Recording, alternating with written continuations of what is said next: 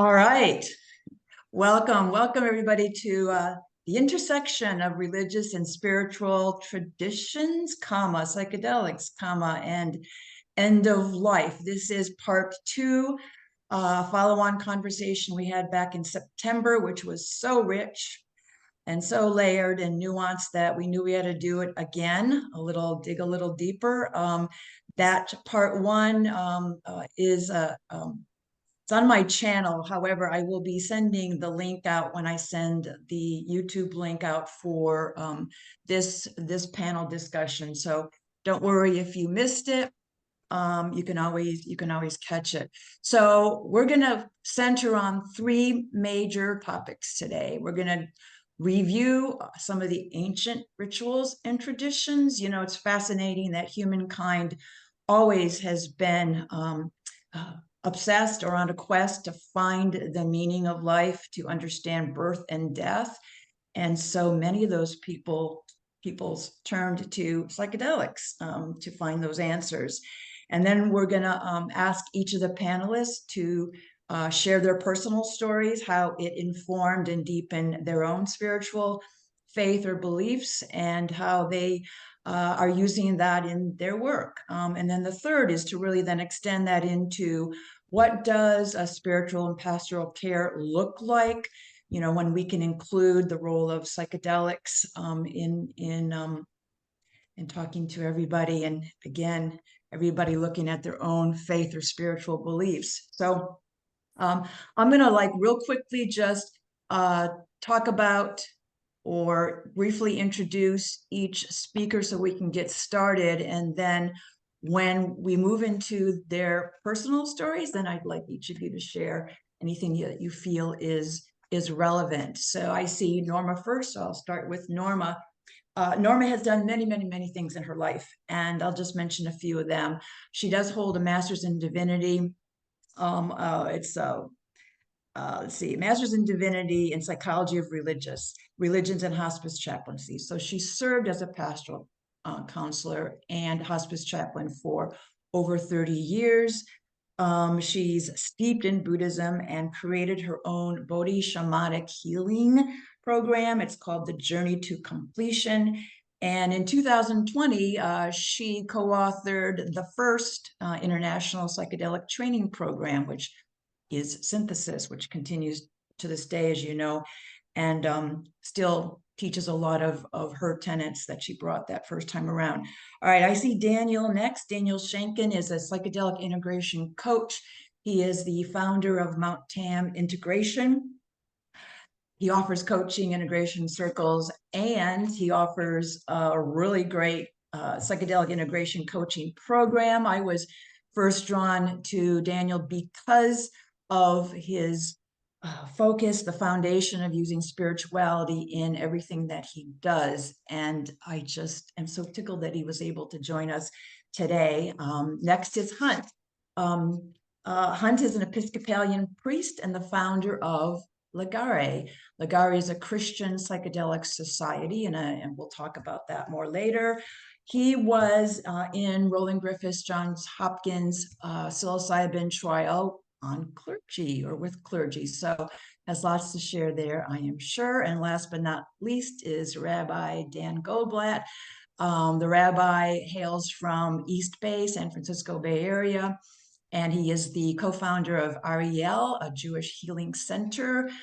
He's been a rabbi at the Beth Chaim Congregation Center in East Bay as well, right?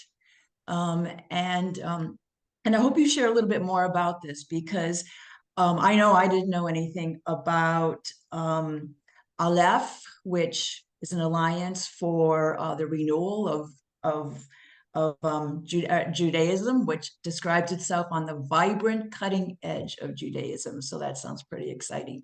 All right, so let's dive right into it. And as I said, we're going to start with ancient traditions. And let's see here, Hunt, let's start with you. We're going to talk about substances that are mind altering, and Norma may get into the fact that Buddhist teachings and Buddhism sometimes rely on non-psychoactive substances to alter the mind, but nonetheless, Hunt, take it away. The relationship to Christianity and yeah, gosh. So I was as was mentioned, I was in a study in 2016 at Hopkins for religious professionals, and they used the same protocol they'd use in the mental health studies. People were having these profound religious and spiritual experiences, and I came into it just curious. I didn't have any agenda. I was, in fact, I was less curious about the spirituality and more curious about the mental health, even though it wasn't a mental health study. And I'd been practicing as went to seminary in my mid-30s and ordained at 40. So I've been practicing as an Episcopal priest, lifelong Christian, and had gotten pretty far removed from my experiences of God in my body and in my heart, and moved to a much more head focused. Let me try to figure this out. As I say, that's not the best place for me to lead from, but that's where I'd gotten. And what those first two experiences did for me, the gift of those, probably the biggest gift, was bring me back to my body and the wisdom and the knowledge and the connection to God that happens in our bodies, and also in our hearts and our emotional space. But probably for me, I was most disconnected from the God that lived and moved and had its being in me. And I think that's where a lot of people are. Certainly a lot of Christians are, but I think that's where most of the West is. And so I think what this brings to us, whether we're religious or not, whether we're Christian or Jewish or Muslim or Buddhist or something else, is the wisdom that the divine is present in and through us and each of us and around us. And I don't know how to help people. I'll just speak as a Christian. I don't know how to help people get there when how we practice our Christianity is through our intellect mostly, and arguing and deciding who's in and who's out. That's one of the big problems with Christianity. And I think until people have an experience of God, whether it's with psychedelics or whether it's on a extended meditation retreat or just unbidden, religion is still going to be a block. I don't think religion in itself is a block, but I think how we're practicing is a block. And I think people get to the end of their life. Many, many people that I've been with as a priest get to the end of their life and don't have confidence that everything's okay. And I think that's probably, aside from this connection to my body, the wisdom I got from those, well, ongoing was psychedelics, but the first few was everything is okay. Everything is unfolding as it needs to. And that includes the very difficult things of life. Not that there's a plan, not that there's a puppet master, but that somehow in the way the universe is unfolding, everything's okay. And we have to do our part. We have to be awake, and we have to do our part to bring, in Christian language, the kingdom of God into its fullness. But as Jesus says, the kingdom of God is present right now. And again, that's a place that psychedelics can open us up to. So there's so much that the Christian tradition can learn from these experiences with entheogenic use of psychedelics. And I believe there's a lot that the psychedelic community can learn from the world's religious traditions, whether it's Christianity or Judaism or Islam or Buddhism. And in some ways, we can look at all of them and pull from them what's helpful. And I'm just standing at the intersection with a lot of other people with religion and psychedelics. I think the end of life care is probably the thing that I have the most personal interest in. And I'm not a practitioner, but if and when I do that, it'll be in that area, in that arena. That's one thing I'm kind of getting more clear about. Right now, my ministry is educating Christians and the general public about psychedelics. So that's just, yeah. I like that message of hope, because many of us are a little despairing at this time in our world. But I want to, and we're going to come back to what some of what you said, but I'm wondering too, somewhat controversial, at least some people feel it's controversial, are the Eleusinian mysteries. And Brian Marescu wrote a whole book on it, The Immortality Key. Mm-hmm. And he had what he called the pagan Christian continuity hypothesis, right? Where he thought that thousands of years before Christ was even born, that there was a psychoactive brew with a very an annual tradition, right? An annual ritual at Eleusis, which was just a few miles from Athens. And so do you have a sense? I mean, what is your belief about that possibility? And before you start, I will also say that Brian does posit that potentially it did start out as a psychoactive brew, at Eleusis, but by the time Christ came into being and began to teach and turn wine into blood, then it was no longer psychoactive. So there's that possibility too. But Yeah. Well, I hope. I mean, I would be excited and happy if we found some direct evidence of that. And I mean, Brian's working on that, and I think makes a good case for it. And yet, I think people would say there's still not a definite. And if that happens, beautiful. I think that book's a real gift. I don't think the churches in the circles I travel in Christianity, if they're not talking about psychedelics, they're not aware of it. I think the case he makes, particularly around the Gospel of John, which of the four canonical gospels is the most mystical. I mean, and that's where Jesus is turning wine into water at the very beginning, his first miracle. And then it gets much more mystical and much more non-ordinary as we go along. And by the end, he's walking through, and after the crucifixion and resurrection, he's walking through doors and he's with his friends. They don't recognize him. So it gets more and more mystical and more mysterious as it goes. But I think the case he makes for the intersection of what scholars would call the Johannine community, the community that remembered Jesus through that lens of John's gospel, and the intersection with the mysteries with Dionysus. I think he makes a good case that John's gospel's attempt to make Jesus more like Dionysus as a way to interest the Greco-Roman world and in the Christian message. I think that's very true and important. I think that first miracle at the wedding in Cana is Dionysus. So, and Jesus is much more in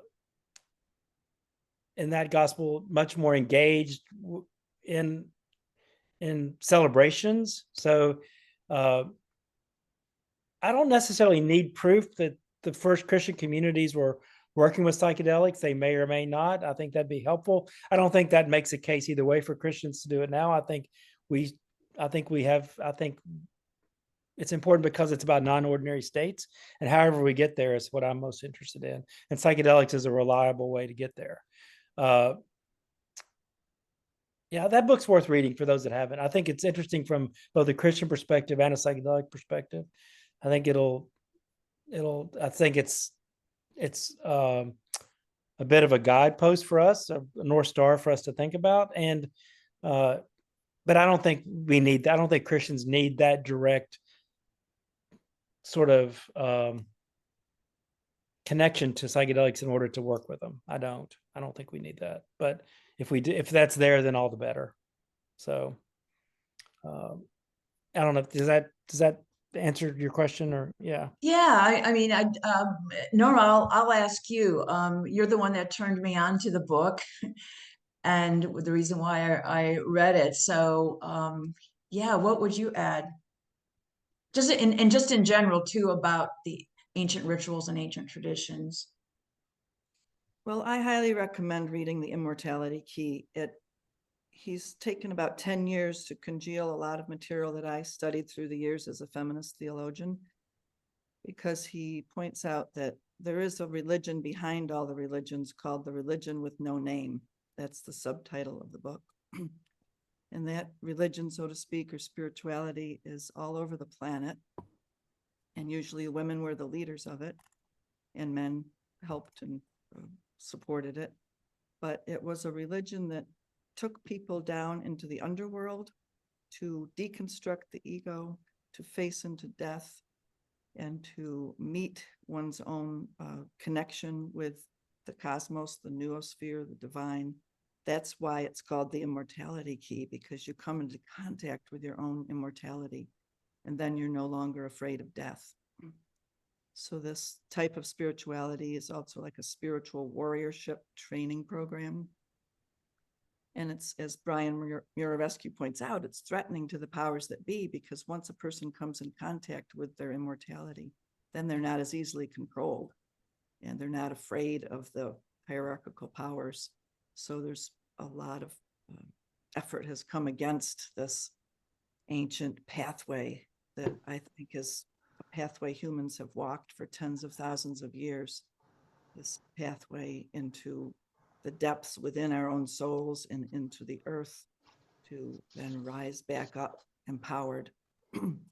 So yes, that's the ancient tradition that we find all over the planet. I've traveled all over the planet, trying to go to the most ancient sites like Mempo village in China, which was 6,000 years ago, Lake Titicaca 10,000 years back,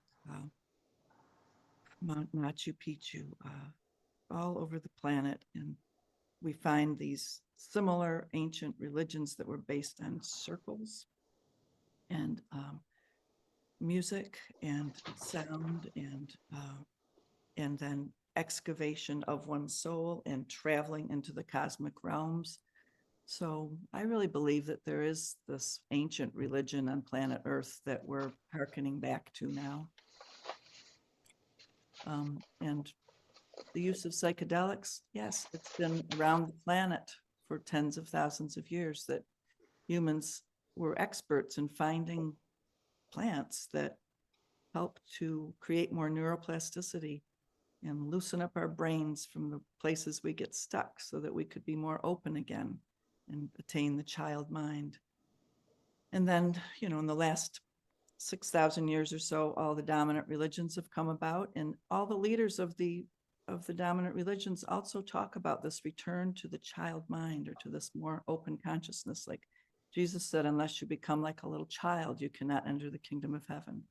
And Buddha emphasized the child mind of non-judgmental awareness. And Hinduism talks about the small mind moving into the large mind, the Atman. And Sufism and Islam and Jewish Sofar, the Ein Sof, the light of awareness that brings you to this union with the divine. So we have to move through we each have to move through our wounded places, that cause us to have misperceptions and to perceive others as the enemy, and move into this more astute, heart-centered, intuitive place where we really realize that we are on this earth to learn to love.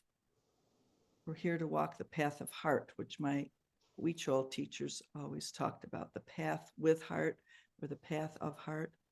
It's the core of Buddhist practice too, vow to seek understanding and vow to practice compassion. So we've always been facing the problem that we have recently too, of there are humans that are out for their own ego aggrandizement and undermining our core human values, which are of love and community and finding the oneness amongst our diversity. Those are the core human values. And we always have to walk the path towards ego deconstruction and deconstructing of structures that have gone awry. So, what's happening now has been happening for a long, long time. And so I just feel that there is a lot of hope too. I recently had a birthday, and I have a friend who's an astrologer who always calls me on my birthday and gave me a hopeful reading for myself, but he also was talking about our planet. And he said, the age of Aquarius is real, and it really is dawning. And that is an era of harmony and humans finding more and more mystical consciousness and oneness with the cosmos and unity and diversity. That is what is coming. And it has come in, though, accompanied by Pluto. And Pluto takes us to a complete deconstruction of what has been. and then the reconstruction or rebirth. So Pluto's a 12-year cycle. We're entering Pluto in Aquarius. So perhaps this first few years in Aquarius are about that radical deconstruction of consciousness beyond what we can even hardly imagine, and then moving into this new era of tremendous union with powers of the cosmos that we have long been separated from. So I think it's a very hopeful and exciting time. And thinking about what I got to live in the Southwest for many years and study with the Hopi, and they said, when this era ends and the new era comes, will there be one-hearted beings left on Earth? One-hearted, which I think means united within and united without, not divided, not separated by our trauma or hate or fear, but really one in spirit and one in love. So that's, I think, what the psychedelics are helping us to attain, helping us to reach again, is that place of one-heartedness. So I'll stop there now in terms of talking about ancient pathways, but then we'll go into our personal stories in a moment. Yeah, and we know that it's not only through psychedelics that we can reach that mystical consciousness, right? But it certainly accelerates that. Daniel, one of the things, and not to put you on the spot necessarily, but soma is another psychoactive substance used in rituals that people speak to very often, which also reminds me, so it was like last week only that there was an article saying that there was a ceremonial cup in Egypt found, right? It was from the 2nd century BCE, which clearly had psychoactive substance residue in it. And that's been part of the problem with the immortality key, right? It was like what you said, Hunt. Whatever they used to clean the ceremonial vessels in Eleusis kind of destroyed the chemical makeup, the residue that was there. But Daniel, what do you think? Well, I don't know about this cup in Egypt, and I haven't read the Immortality Key, and I've never even used soma, but I've smoked a lot of hash. I've smoked a lot of pot, and we know that the yogis used that. And for my money, that's a real psychedelic. If we're going to call things like ketamine and MDMA psychedelics, we might as well round cannabis up there as well. And there's a real history of people with wide open hearts and God-centered minds using that, which is lovely. And to Norma's right on the money when we're talking about one heart. That is one of the translations. That's how you can translate the heart chakra, right? The anahata is like the unstruck sound, or the undivided, right? This idea of unity, and the unity, right, which Hunt was saying is the kingdom of God, right in our hearts. And so the practice of bhakti is the practice of turning the mind towards the ultimate, usually in form, right? So using a form of the divine, it's just as good to be Christ as Shiva as Vishnu, and this practice, and while I think arguing can be a good spiritual path for some people, it doesn't really work for me. I'm kind of a surrender guy. I find that my arguing generally comes from a place of arrogance and ego and wanting to prove or fix or compare or things like that. And that is not the way that is revealed to be the best for me while I'm on psychedelics. It's not the way that's revealed to be the best for me if I'm enjoying some edible cannabis, for example. And I find that allowing those substances and these practices, right? Chanting the holy names, focusing on the stories of the divine, which maybe we'll talk about how that can be a good practice for people who are dying later. focusing on the stories, you know, the exploits and the plays of the people who are dying as a way to kind of celebrate and deify them, perhaps, as a lovely practice. But I rambled myself into a corner, but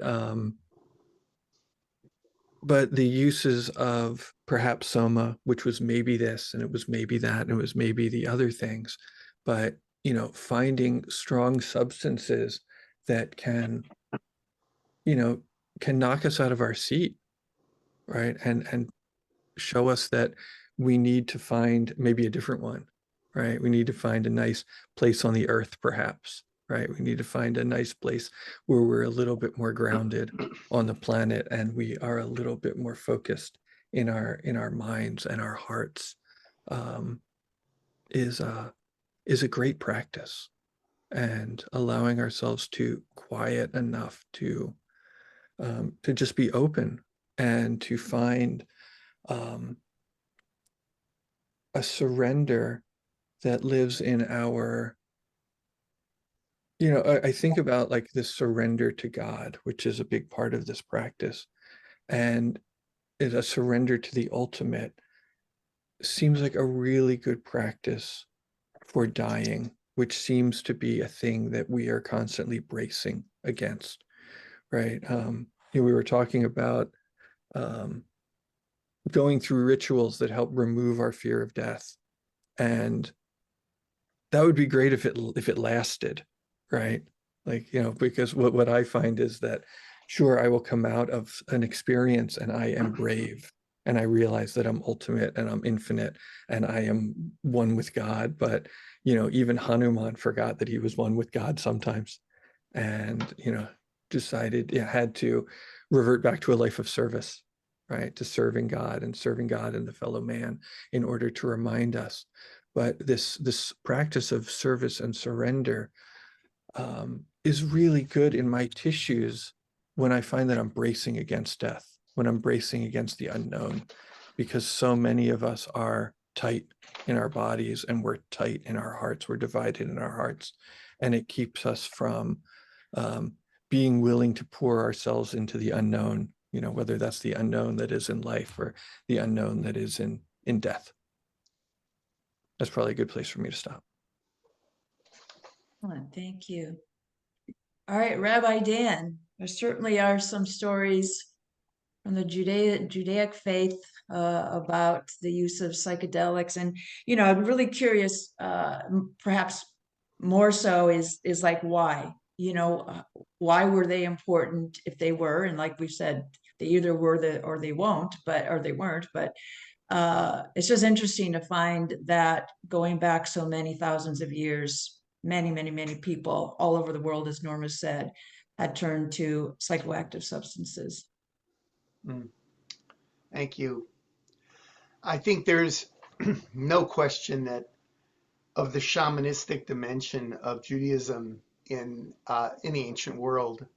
The entry into altered states of consciousness through chanting, singing, drumming, ecstatic dance, the use of visions, fasting, social isolation, soul journeys, dreams, divination, prophecy, healing processes that were focused on soul loss and recovery.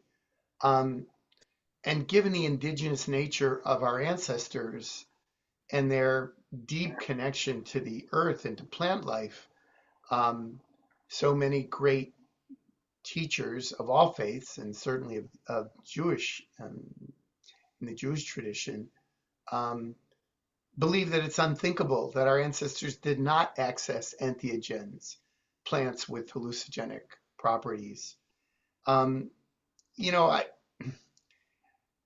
I too don't want to get into arguments about, you know, how, you know, we don't have a lot of incontrovertible evidence, but I was taught to do text study and look at how do I make the most sense out of this story? And when I think of a Moses, shepherding in the Sinai desert, where there are so many plants with psychoactive properties, and looking into the fire and encountering the divine, you know um when I think of the ancient temple, um where they there were practices around what were called incense, but the word for incense in Hebrew, Ktoret hasamim, really means incense with elements that open the consciousness. And we know that many of the incense that were named have psychoactive properties, excuse me. And so, the high priest would inhale this incense before entering into communion with the divine. And it's interesting, Christine, that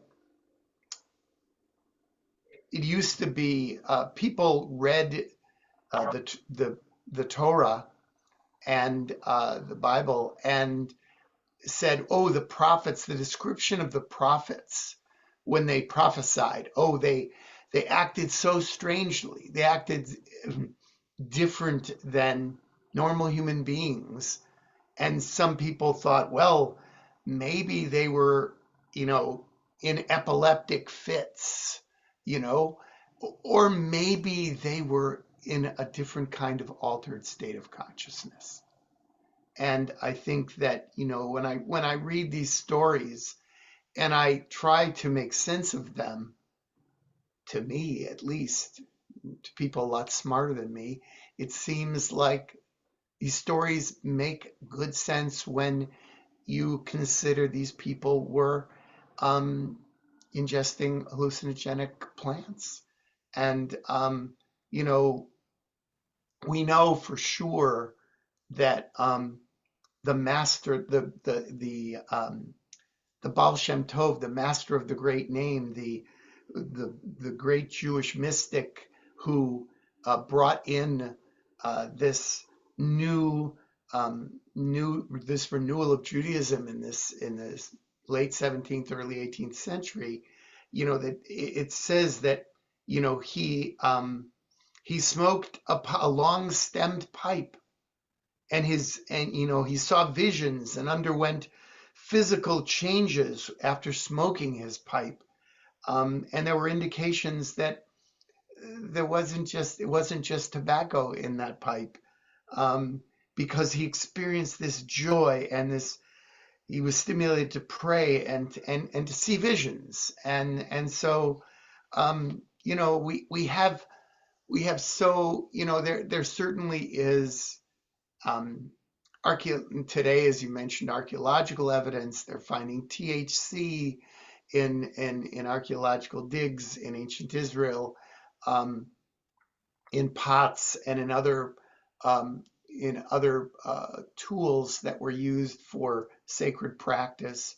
So, but I think that we know that people who had the courage to open their hearts, to look deeply into life transitions, especially death, they needed tools. And it's unthinkable to me that entheogens, that psychoactive substances, weren't one of the tools that were accessed.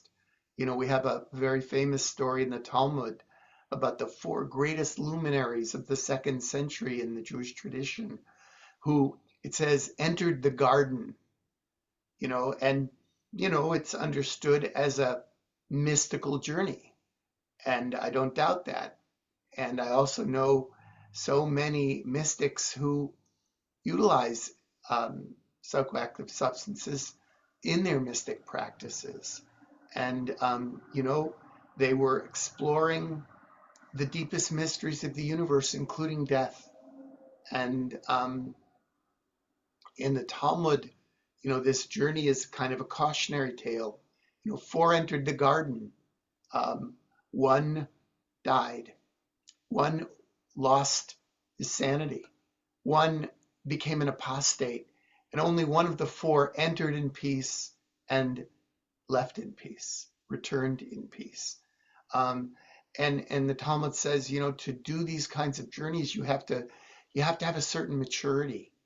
The invitation is that you should be at least 40 years old, and that you should have children, because you can't just lose yourself in these journeys, because you have to come home and change the diapers, and you have to take care of your family.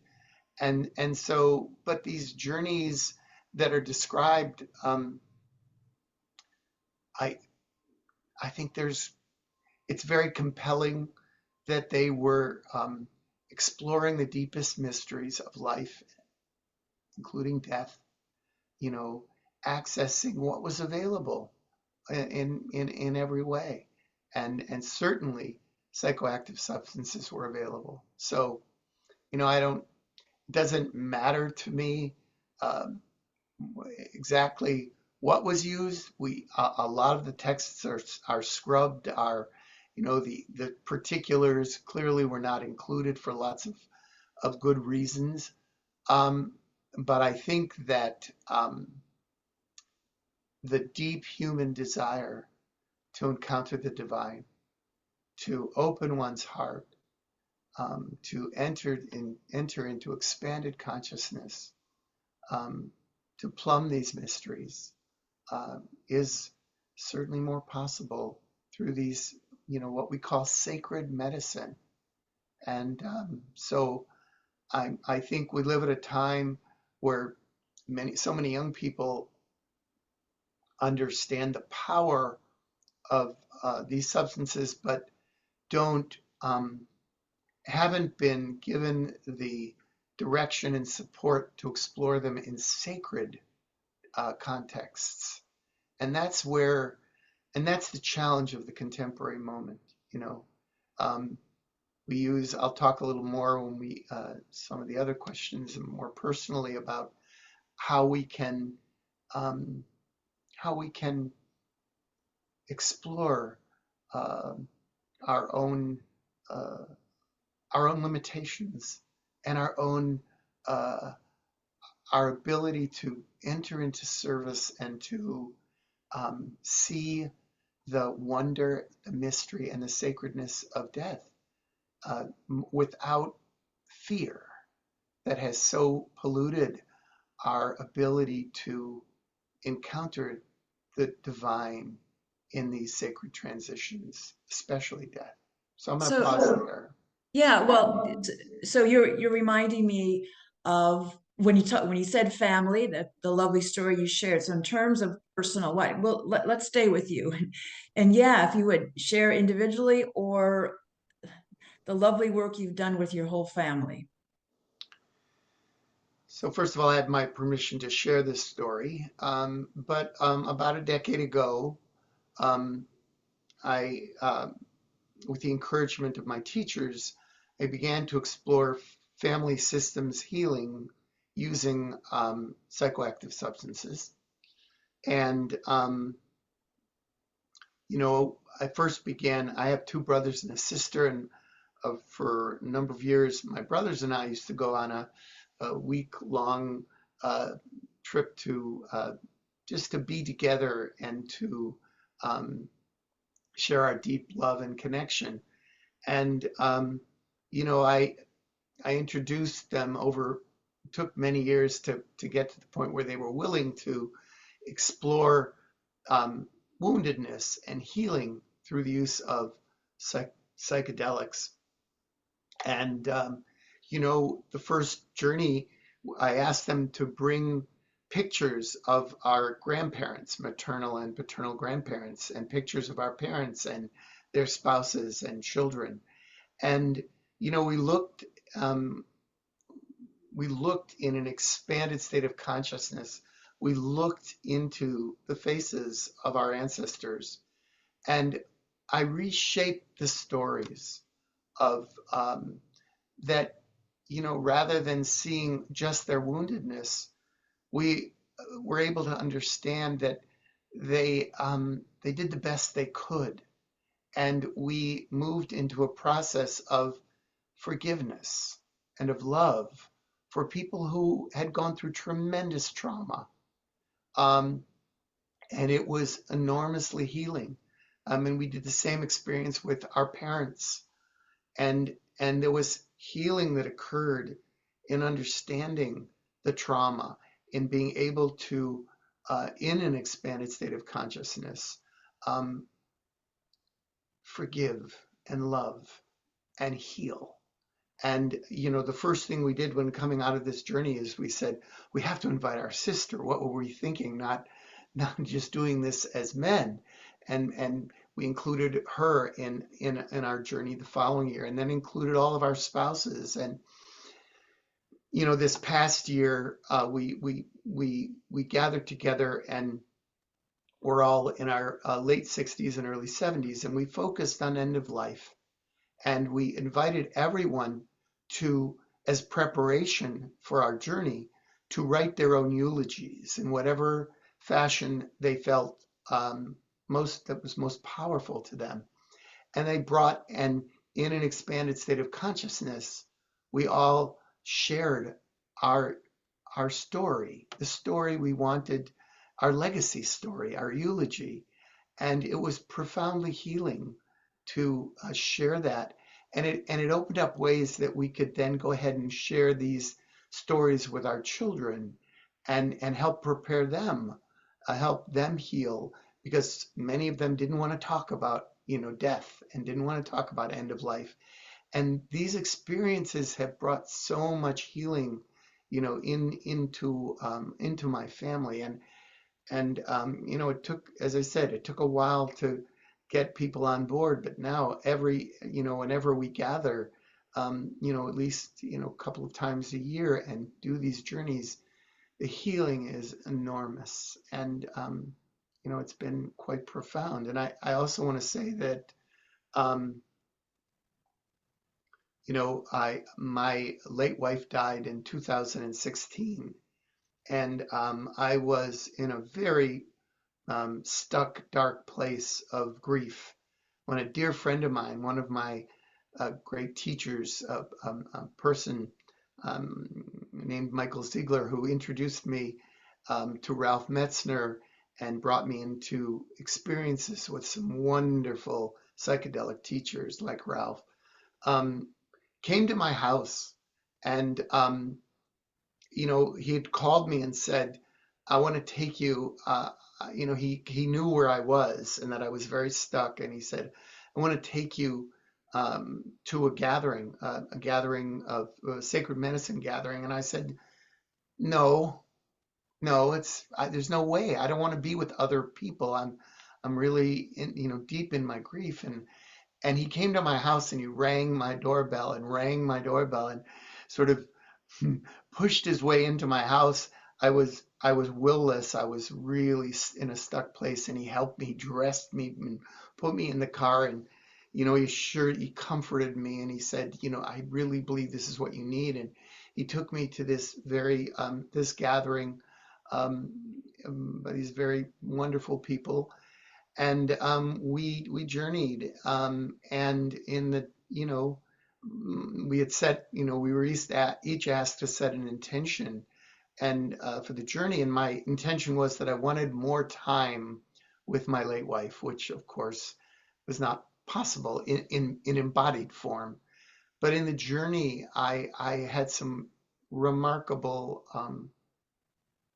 insights. And one of the insights was that the download was complete, that I had learned what she needed to teach me spiritually, emotionally, soulfully. And that was the first moment of comfort since her death for me. And and actually the other insight I had was that I needed to establish something. She was a very talented psychologist specializing in couples work, and was a great healer and taught me so much about healing, and that I needed to establish a healing center in her name and in her memory. And these actions have so enriched and connected my grief to love in a way that has made grief a healing journey rather than a journey of despair, which it can be.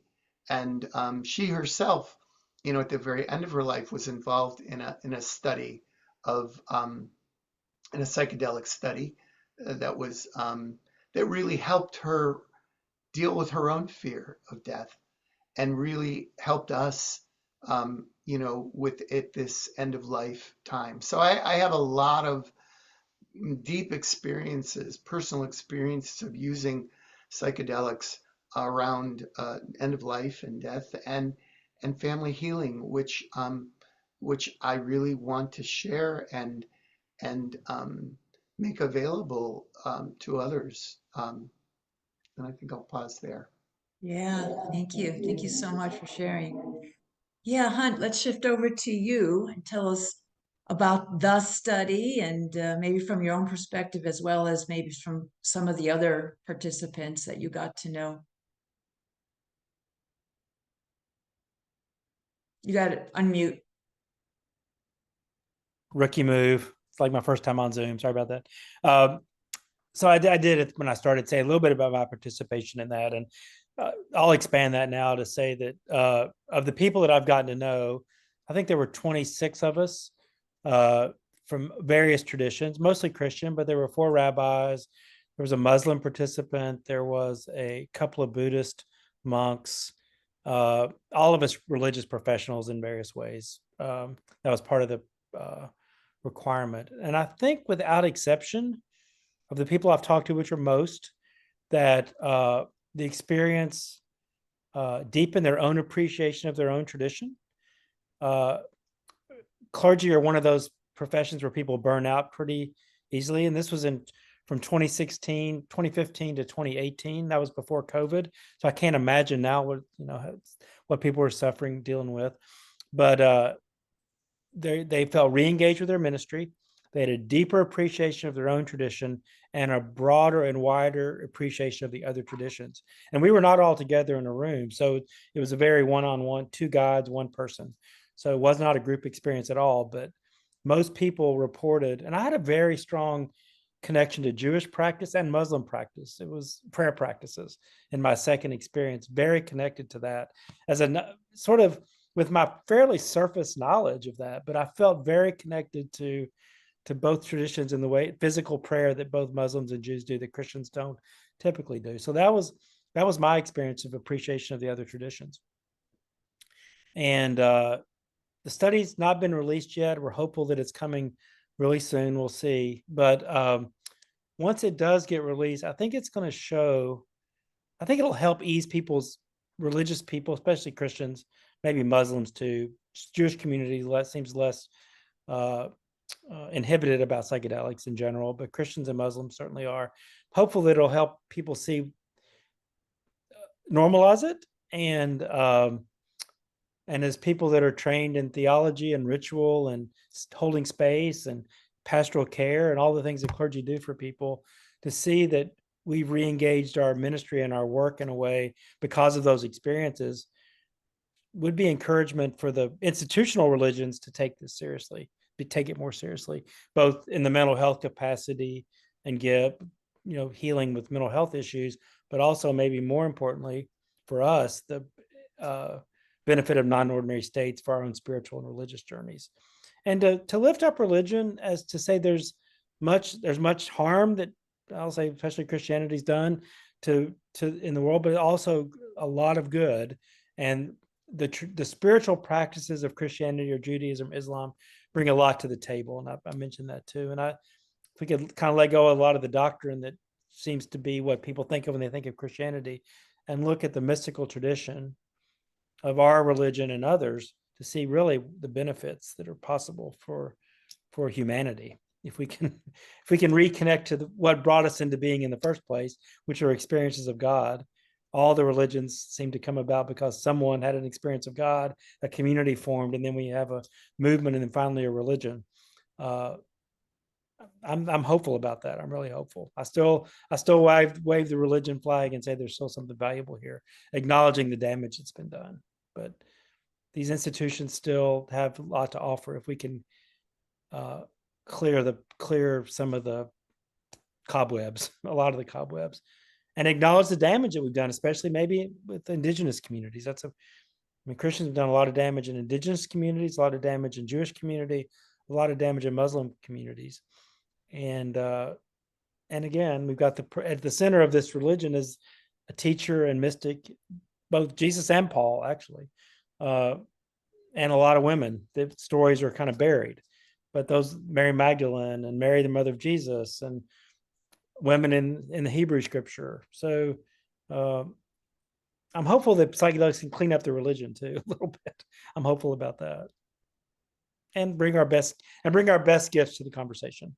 And so that's my hope in the release of this study, is that it'll show that the religions still are valuable and still can bring a lot to bear on the conversation. Yeah, thank you, Hunt. You're welcome. Lucid News did an article on the study, and I love this couple of quotes. One clergy member said they experienced hell as a purging of the ego. I just thought that was great. What a great metaphor. But it also left him with a deepened sense of humility. So just beautiful, right? And to your point about, it's more difficult for some of the faiths to come back into their congregation or whatever. There was 2 of the clergy reported acute disorientation and a sense of isolation because they felt they could not share that experience with their congregation. So yeah, lots of work there, huh?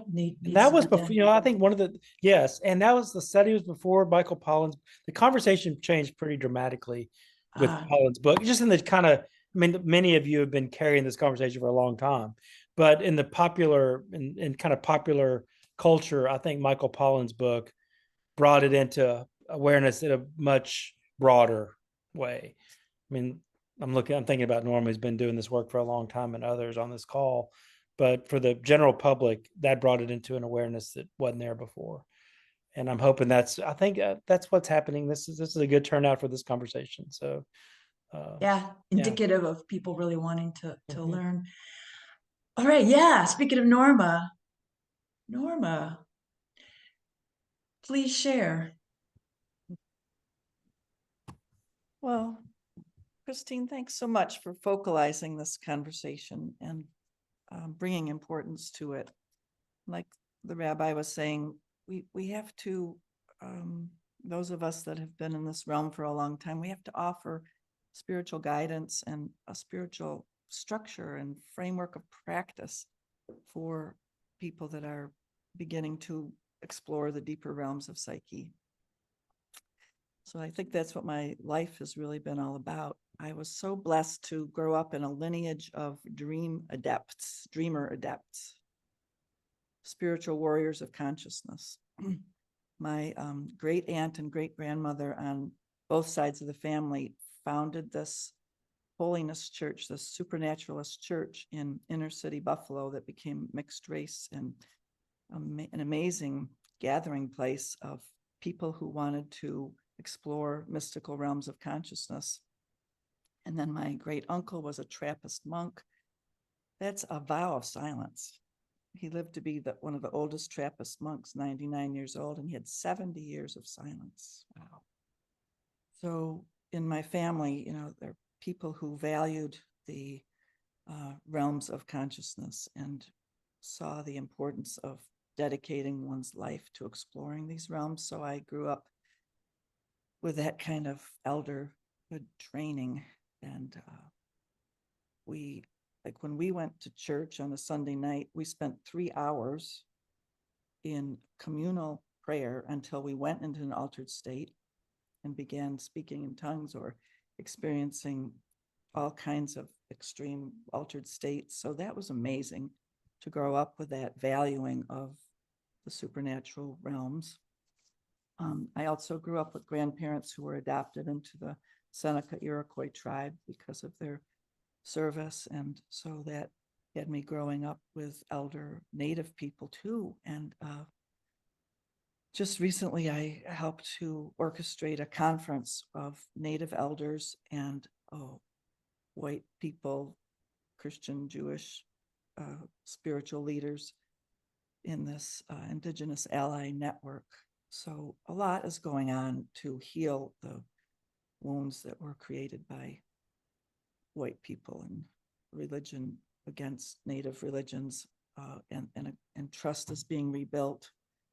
But to rebuild trust requires really doing one's shadow work, one's admitting of the problems that have existed. So in my spiritual path,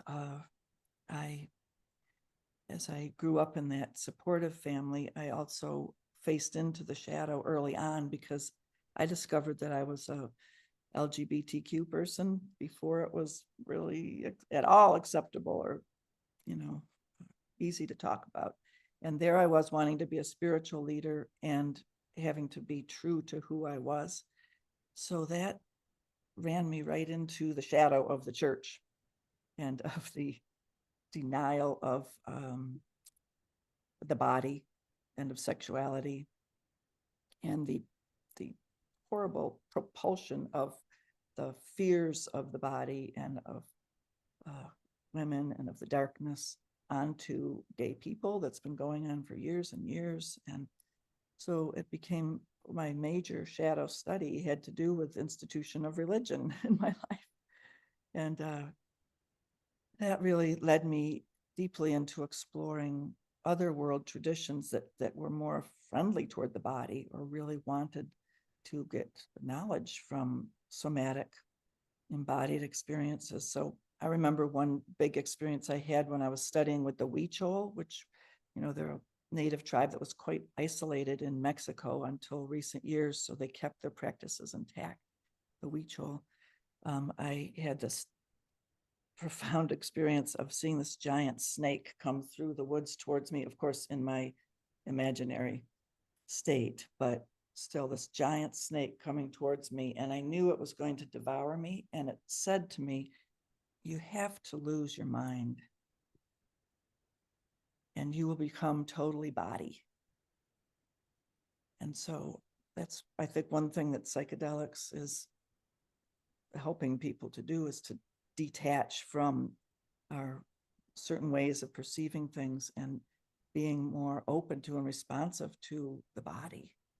So early on, I was seeking within Christianity, where is the body? What happened? How did they leave it out along the way? And that led into searching for the mystical roots of Christianity. And I was so thankful that Matthew Fox came along, and he is one of my mentors of my life who really excavated the history and texts of Western Judaic Christian roots to find the medieval Christian mystics like Hildegard of Bingen and Julian of Norwich and Mechthild of Magdeburg and Meister Eckhart and all these mystics who were, like we're saying, of the earth and indigenous to Europe, Celtic embodied mysticism. But it's so interesting that those embodied mystical practices were wiped out in consciousness. And when I was in college, you could only find 2 books on mysticism in Christianity. It was Teresa of Avila, The Cloud of Unknowing. That was one book, and St. John of the Cross. And now we're so lucky to be flooded with many, many, many books on mysticism, right? So I like to emphasize in this whole psychedelic exploration that we have, as humans, an innate ability and a right and a necessity of exploring mystical consciousness. I mean, half our life is spent dreaming in the dream realms, right? So as I started out saying, my family was adept in the dream realms, and that's carried on through to my daughter too, who is a very gifted dreamer and lucid dreamer.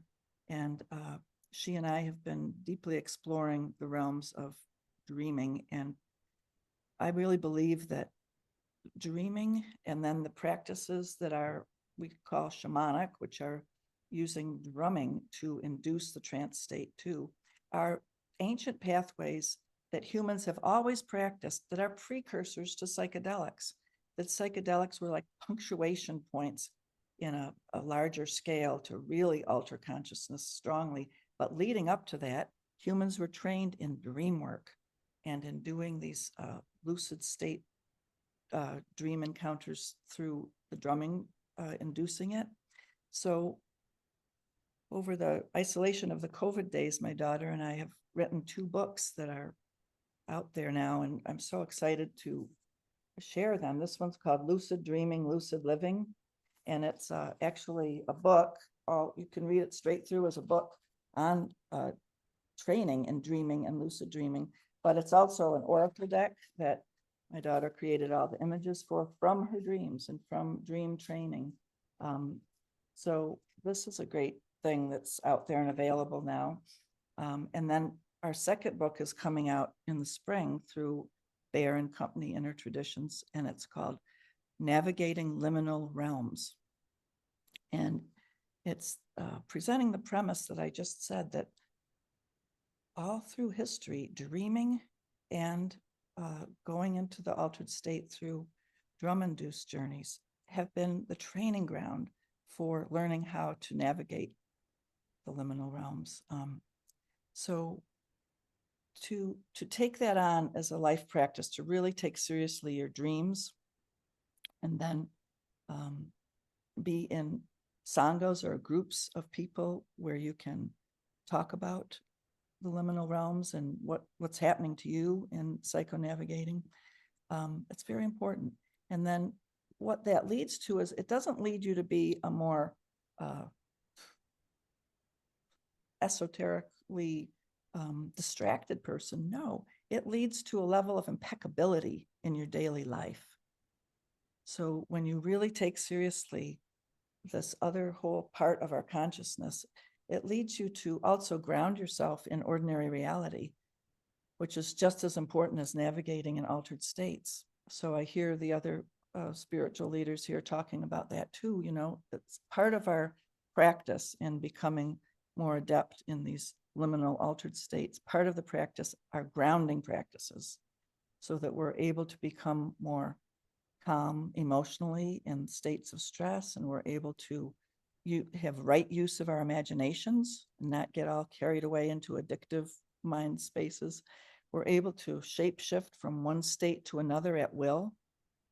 We're able to know ourselves and have self-control, be free of addictions and codependent on healthy relational patterns, and heal our family of origin wounds. So these are what good psychedelic and altered state practices lead to, is healthy practices in ordinary reality.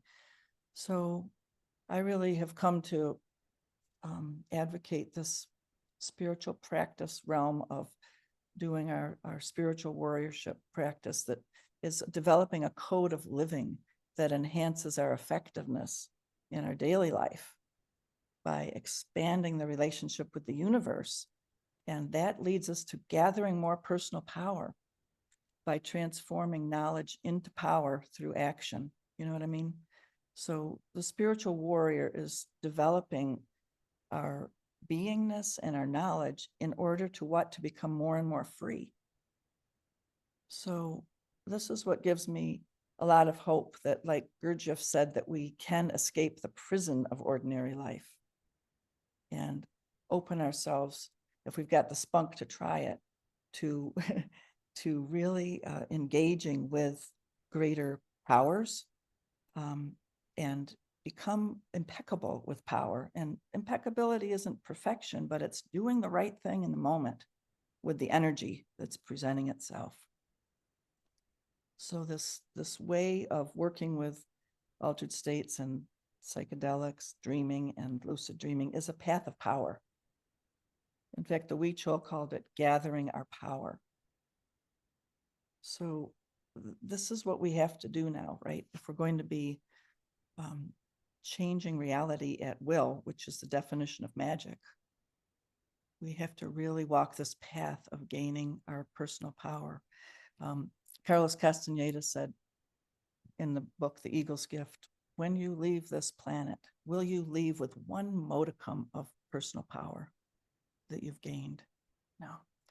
So that's really the work that's going on when we talk about psychedelics. And I guess I'll just end on this note of, so I spent my life traveling around and learning from as many teachers as I could, and even getting 9 years of graduate school too, in these realms of psychology and religion, and ultimately formulated this program that Chris mentioned called the Journey to Completion. And it's a training for how to navigate these inner mystical dimensions and do our shadow work. So our next section here is going to be talking about practices, and I'll go into more detail talking about the practice that the Journey to Completion path is. It's a life path of practice, which we need to keep practicing, like Daniel said. So thanks. Thank you. Thank you. I love the idea of spiritual warrior. It's a really great way to think about it. Daniel, share your story, and especially how it kind of informed your work going forward. I guess I want to make a bad joke first. Well, I really like, Norma, that you at least had Saint Teresa as one of your books, because we know that she really liked ecstasy.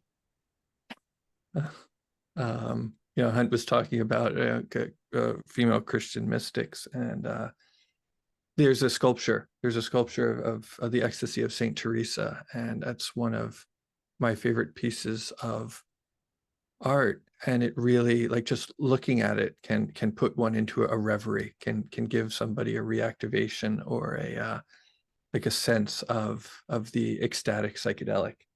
And this is, this sort of art is part of the bhakti path, right? Where we tell the stories of the divine. We offer each other representations of the divine. We inspire each other towards devotion, right? We know that we all forget sometimes, and we know that we need a community of practitioners to continue to lift each other up and to inspire each other and to inflame our hearts with devotion. And the ways that we do this is with storytelling, like Rabbi Dan did. Like, that was, that's bhakti yoga. Looking at pieces of art, whether it's of Krishna and Radha or of Saint Teresa. And I feel very lucky. We had more than 2 books, Norma. I first started practicing, I was at the University of Oregon, and there's this guy, John Perry. He's still teaching today, and it was $3. In 1995, you could take a yoga class for $3. It was in a ballet studio, and above the ballet studio, there were all these little shops downstairs, but there was a bookstore that had the entire 2nd floor. And there was just wall-to-wall spirituality books. And I would do my yoga practice, and then I would go upstairs and I would just read. And it was like my library. It was my university away from my university. And I was a young neo-hippie psychedelic user, like all from like 13 on. I found my parents' records, the Beatles records, and the first time I heard the Hare Krishna mantra, it was on the Hair record. Go figure, my parents' Hair record on vinyl. And I was having a very fun time with my friends, smoking pot, eating acid, and running around the woods on mushrooms. And I think the lords of psychedelic medicine are kind to children, in many cases. And it wasn't until I was sort of hit adulthood and started reading books about yogis and Buddhas. And I believe in the Lotus Sutras, it talks about one of the attainments. They talk about those who have done all the hard things, right? Is how they described, there were saints and sages and spiritual warriors and those who had done all of the difficult things. And, I sort of recognized that was spiritual. They had done all the hard things spiritually. And I was like, I want to do that. All right. Careful what you wish for. Right. Because then the psychedelic journeys started to be less fun and started to be more work. And they were like, oh, you want to be a Buddha, kid, right? It was like 19. It was like, well, clean up all of this, right? And I'm sure you all know what all of this looks like, right? And it's this, they tell the story. Somebody asked the Buddha, how long have we been doing this? How long have we been trying to clean up our act and get enlightened? And he told the story of the bird, right? That there's a mountain and it's 100 miles tall and 100 miles wide and 100 miles deep. And there's a bird that has a silk scarf. And every 100 years, the bird comes by and it wipes the top of the mountain with the silk scarf. And the amount of time it takes for that mountain to wear that, it takes that bird to wear that mountain down is how long we've been doing this and how long we're going to have to keep doing this. And I heard one teacher say, it's like, sometimes people say, wow, that's an incredible mountain. And really, if we think about it, that's an incredible bird, right? And hopefully we can be inspired to like be that bird, to like, the bird doesn't stop, he's like, and that's again, why that's why we need each other to be like, keep going, you got this. And I think that's, why, integration practice, integration communities and coaches and integration therapists are also important because, you go through the fire, you go to hell and back. And then, you could tell somebody else, oh, you'll come back. Like, it's cool. Like, you're in hell, keep going, you'll come back. And so that was, sort of where I started to cut my teeth, right? Was in Smith Family bookstores. And, I would, buy the books I could afford and I would read the ones I couldn't and, do my yoga practice and then go to the coffee shop and figure out who I was going to smoke pot with for the rest of the day and who I was going to take psychedelics with in the evening. And when I really started to get somewhere, I mean, relatively speaking, and, we often have these visions of like, go help other people now, like go, spread the word, tell everybody the good news, right? To my knowledge, there wasn't psychedelic integration, like wasn't a job, maybe there was like what, Terrence McKenna was doing, whatever he was doing. And, maybe there was a couple of therapists in Berkeley doing something. And really, you kind of hoped you didn't have to go to Peru because, you hope things weren't that bad, right? My community, if things were really bad, we'd send somebody to Peru, kind of really get their head straight. You hoped you didn't have to. And so, it's like, you just figured you'd do what Ram Dass said to do and just kind of do the practices. It's like, it was, instead of just flying to the top of the mountain to have to be flown back home at the end of 8 hours, how do you climb the mountain so you get to stay high? And so, I mean, I've just been trying to figure out how to stay high this whole time. And of course, I think you all understand that doesn't mean that I'm trying to see fractals all the time, because that gets distracting. Not that I have anything against fractals, but just to be able to have that sense of connectedness with source and connectedness with my fellow man. And really, sometimes I think connectedness isn't even the right word, because it almost has this connotation that there's like separate beings that like are attached by a cord or something, instead of recognizing that we are all like emanations of the same loving awareness. And I'm not sure if that answers exactly your question, Christine, but I guess, you know, I was doing the stuff I was doing because there like weren't jobs in psychedelics. It didn't even occur to me that you could have one. And, you know, when that started coming back around, and a lot of my clients wanted to talk to me about psychedelics anyway, I guess I've got one of those faces. Um, you know, it was really nice.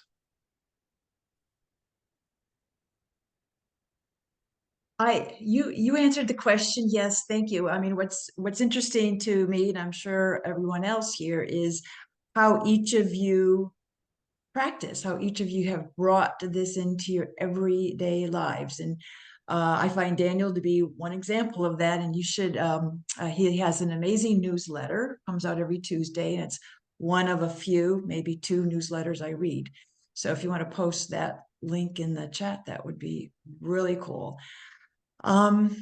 Yeah, so let's sort of shift into like, how are you taking these things forward? And Daniel pretty much answered the question from his perspective.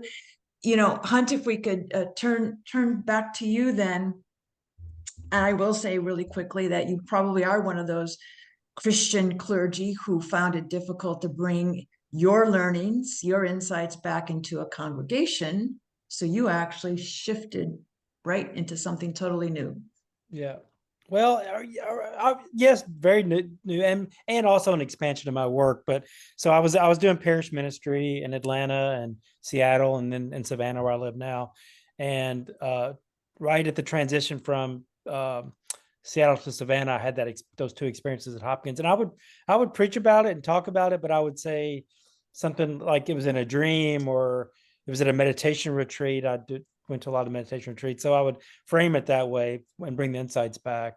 And again, this was before 2018. And then I resigned that position. And I had the huge gift of being able to talk about something that's illegal, but in a legal setting. And so a lot of people, the research is important. I mean, and it is important, but some people need that scientific stamp of approval. So, and I realized I've been given this huge gift. And it kind of became my life's work, at least my work right now, to make this available to make safe and ethical access to psychedelic healing available. And I was in a position where I could, stage of life where my son was about to be out of college and my responsibilities were going to be a little different. And I could take a chance, and it was a calling. And once something gets on you, once a calling attaches itself to you, it's hard to shake it.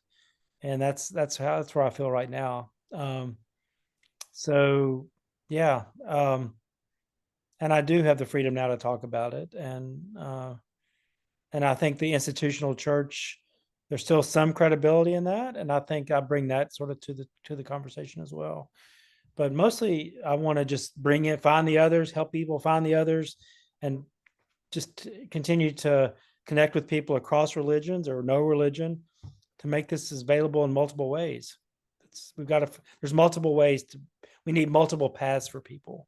Some people are only going to do a scientific or therapeutic route. Some people will only want to go do a shamanistic route. And I think there are a lot of Christians and Jews and Muslims that would like to do it in the context of their own religion. So that's kind of where I am with that. But, in 2016, I would not have preached about a psychedelic experience, whether it was legal or not. It just was so beyond where most people were aware. I think of myself as pretty aware of things, and I was pretty unaware of. I'd read Pollan's New Yorker article, but had kind of forgotten about it. So I just got dropped right into in some ways, the epicenter of psychedelic research, unaware that's where I was being dropped into. So it's a real gift. Yeah, thank you. Rabbi Dan, you alluded to this before. Your life's work now has become taking that healing forward. Yeah, tell us a little bit about AriYael. Well, it's a strange time because legalities and what one can do openly and not. But my work is very much focused on bringing Jewish integrating psychedelic practices into Jewish spiritual practice. And so, we're doing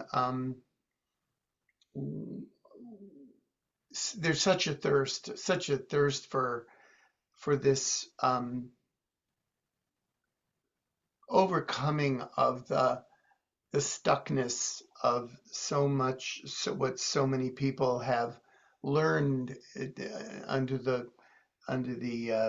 guise of religion, all of our religions. And I think that our practices of doing I want to say that these practices are not foreign. They're indigenous, if you will. On Passover, at a Passover Seder, we're directed to drink 4 glasses of wine, and we've explored this practice with psilocybin tea instead of wine. And on Purim, we're directed to become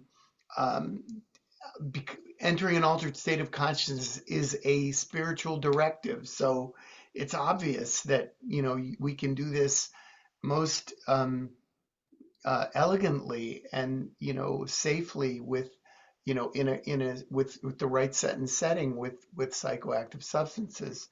My wife and I are doing a retreat in January on sacred intimacy through the Jewish lens, using sacred medicine. So we're trying to integrate this, and I want to just say that part of a group with Dr. David Pepper, who where we were exploring end of life and psychedelics, and it's death itself is a psychedelic experience, and often people wait. They want to open up. They want to do a life review and expanded consciousness. They want to explore their own impending death, and you wait, and then it becomes, for lots of reasons, it often becomes impossible. For other medicines, lack of awareness, all kinds of issues. And so, it's clear that probably the best time for exploring psychedelics for yourself and for family members is upon diagnosis. If you're being diagnosed with an end of life illness, or you're just moving towards end of life and want to do it while you still are able, in control of your faculties. So, we've been invited so many times to work with people with psychedelics at end of life, and 8 out of 10 times it becomes less than possible. But we're working on how to help people in such a death-phobic culture, how to counteract that with the use of sacred medicines that can help us understand the sacredness of death and diminish the fear that so gets in the way. So often, here's an example. We know through psychedelic practices that we can communicate with ancestors and with other predecessors. So often people at the end of life see, often as they enter into active dying, they see relatives and ancestors, and for so often the doctors would come in and go, "Oh, that's delusions. Those are delusions. Don't worry about that." And we know that, to see the context changing, where when people are seeing those things, we can honor their visions and offer them comfort as they begin this transition and enter the bardo state of being in both, in this world and in the next plane of existence. And psychedelics enable us to understand and to journey with them, to provide support as I was provided for those who were grieving, and provide essential support for those that are preparing for end of life. You know, we were able to work with rabbis, chaplains, therapists who were asked to supervise people who were taking ketamine to deal with their end of life fears, and none of these people had experienced it. So we they did intramuscular ketamine, and we created a safe setting where we prepared and we did proper integration, so that when they were called to be in this role, they could really understand what the experience is. So there's so much exciting work to be done around psychedelics, around our spiritual traditions, in you know, being together. One of the most profound I've been doing interfaith work for 35 years, and the most profound interfaith experience I had was when we went up to Ashland, and the Jewish community in Ashland joined with the Santo Daime community, and we did an ayahuasca journey with 300 people, and it was profound. It was so deep, and you know, the Daime folks facilitated for 4 hours, and then they invited the Jewish teachers to facilitate for several hours, and it was the interfaith work of my dreams, and that's what psychoactive substances can afford us.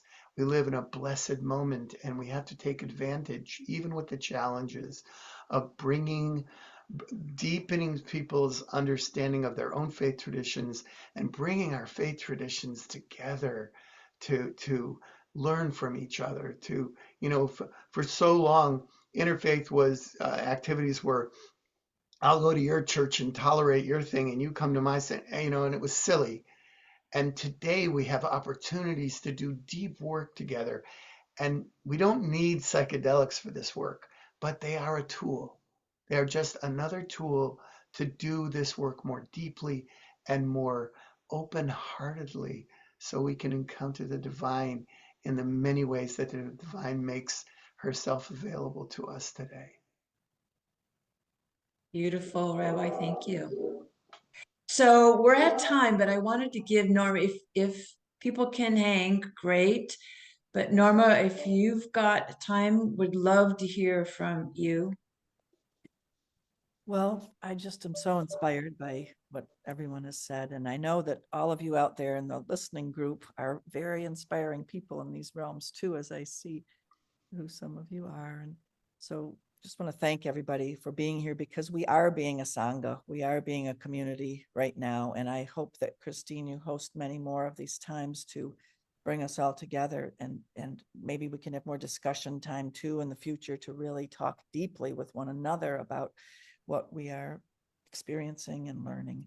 And I just want to offer that the journey to completion is a practice pathway that many thousands of people have done already. And there is a big Sangha around this intricate step-by-step navigation into our psyche to do our deep looking at our shadow, meaning, you know, the places where we're using power, you know, so that we can keep walking these paths of responsibility, of self-responsibility, so that we are making use of this very advantageous opportunity, like the Rabbi just talked about, of taking it on, each one of us taking on this responsibility of healing our psyche and our lineages, so that we can really be people of, you know, vision and hang together in community. Because when the shadow comes up is when people get divided from one another. You know, we start disliking each other and our projections, and so we've really got to, like, especially with big challenges going on in our political realms and world realms, that's a time for big shadow work, because whoever irritates you in these outer realms is, I call it, your outer shadow. It's somebody who's there to teach us what power we have cast out onto them that we need to claim. So that's the deep work that I do in the journey to completion, is how to gather our power from our projections so that we're embodying that power that needs to be used in our world. So may we venture on into this spiritual warriorship and be in community doing it. And I think these are going to be extremely powerful, amazing times for us to live into together. Thank you for joining us together in community, Chris. This is so important. Thank you, everybody, for being here. Thank you. Any last words? Anybody want to add? This is the work. And thank you, Christine, for facilitating and making this possible and bringing us all together. As Norma said, it's this is where healing begins, in spaces like this where we can lift each other up and inspire. And it's inspiring just to see the folks that have gathered with us today to witness and share and be a part of this. Yeah, and even the folks that couldn't be with us live, that they'll be able to watch this and continue to build that community. Yeah, I really am deeply grateful for you all, Norma, Daniel, Hunt, and Dan, and then the rest of you for participating, because it strikes a chord, right? I think of this through thread all the way from these ancient traditions where humankind has always been on this quest to understand, make sense, make meaning of their lives, make meaning of rebirth and death. So it's not going to stop there. So again, thank you all until next time.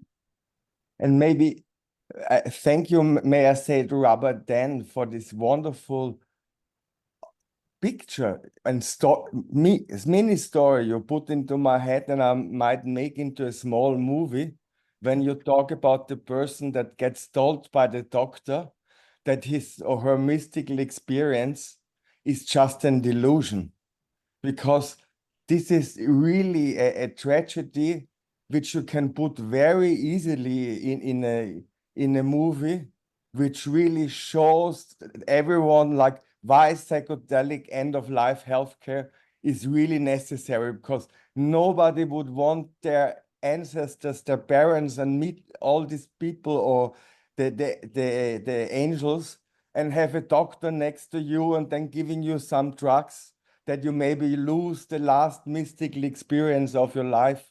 It is so great that you mentioned this in the end, because this is where it counts for everybody, whether you take psychedelics or not. It can make a change in the life of everybody's person at the end of a life. And so we should cherish it now. Thank you for reminding with this wonderful story. Thank you, Lucas. Beautifully said.